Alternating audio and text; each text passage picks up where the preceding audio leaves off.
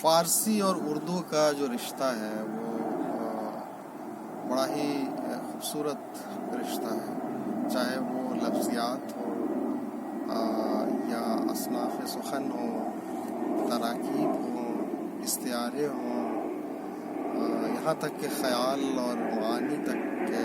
کا پرتو جو ہے وہ اردو شاعری میں ہم دیکھتے ہیں۔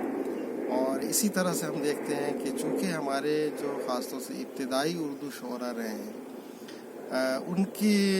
پیش نظر فارسی شاعری بھی رہی ہے۔ مثال کے طور پہ امیر خسرو کا شعر ہے کہ دردہا دادی و درمانی ہنوز، جنج تن بردی و در جانی ہنوز، اور وہ ہم ایک گانے میں یا موجودہ شاعری میں دیکھتے ہیں کہ تمہیں نے درد دیا ہے تمہیں دوا دینا،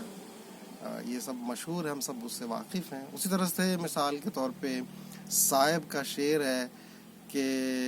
سوختیم و سوجش ما بر کسی ظاہر نشد، چون چراغان شب مہتاب بیجا سوختیم۔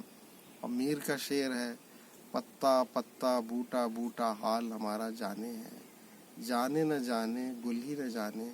باغ تو سارا جانے ہے۔ اور اس طرح سے بے شمار مثالیں ہیں